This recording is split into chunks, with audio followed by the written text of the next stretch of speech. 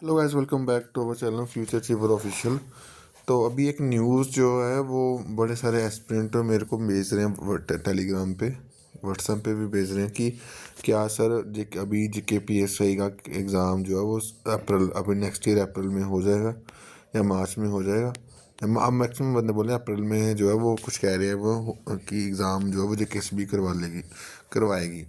अब इसके ऊपर क्या आपको क्लैरिटी आपको मिलेगी जब ये 12 नवंबर को जो है वो इसकी हेयरिंग होगी ना। 12 इसकी 12 के बाद है ना, 1-2 दिन के बाद जो है आपको चीज़ें क्लियर हो जाएंगी। अगर तो जो डिपार्टमेंट है इस केस को या JKSB इस केस को जो है वो जल्दी से जल्दी डिस्पोज ऑफ करवाने जाती होगी, तो फिर तो भाई आपका एग्ज़ाम तो अप्रैल में या अप्रैल या आगे पीछे जो है वो हो जाएगा। ठीक है, तो वो डिपेंड करेगा, सारा चीज़ डिपेंड करेगी इसकी हेयरिंग में।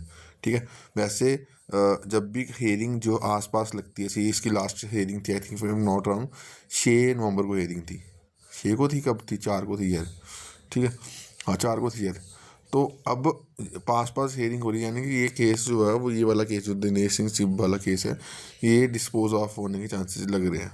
ठीक है, अगर ये डिस्पोज ऑफ हो जाएगा तो शायद आगे JKSB जो है एंड होम डिपार्टमेंट जो है वो उसके ऊपर प्रोसीड कर सकता है। ठीक है, तो अब आके चीज़ें आपको जब 12 नवंबर के बाद ऑनवर्ड्स जो आपको और क्लैरिटी मिल जाएगी। बाकी जो आप अपनी तैयारी कर रहे हो वो अपनी तैयारी अच्छे से करते रहो, क्योंकि अगर अप्रैल में भी हुआ तो भाई आपके पास अभी हार्डली कितने मंथ हैं, 2 4 5 6 मंथ हैं, तो आप आराम से जो है वो अच्छे से एफर्ट करो। फिर बाद में ये मत बोलना कि ये चीज़ें होगी वो हो गया। बाकी जो भी क्लैरिटी आपको मैं दोबारा बोल रहा हूँ कि 12 नवंबर ऑनवर्ड्स आपको क्लैरिटी मिल जाएगी कि अप्रैल में होगा या क्या होगा क्या नहीं होगा। ठीक है, उससे पहले जो बाकी एग्ज़ाम जो है वो आपको उसके ऊपर क्लैरिटी मिल जाएगी।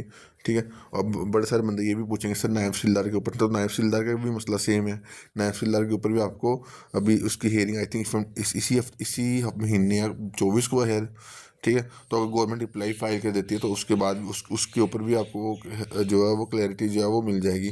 ठीक है, तो दोनों एग्ज़ाम जो बड़े एग्ज़ाम हैं, दोनों एग्ज़ाम के ऊपर क्लैरिटी आपको इसी मंथ जो है वो मिल जाएगी, क्या होगा क्या नहीं होगा। बट अगर अप्रैल में अगर अगर JKSB ले सकती है ये एग्ज़ाम, तो चांसेस अगर केस रिजॉल्व हो तो हो सकता है अप्रैल में एग्ज़ाम। ऐसी कोई बड़ी बात नहीं, क्योंकि फरवरी मार्च में मोस्ट प्रॉब्ली जो आपका टाइपिंग वाला एग्ज़ाम होगा उसके बाद ये एग्ज़ाम होगा। ठीक है, तो बाकी अभी के लिए इतना ही। Thank you guys, love you.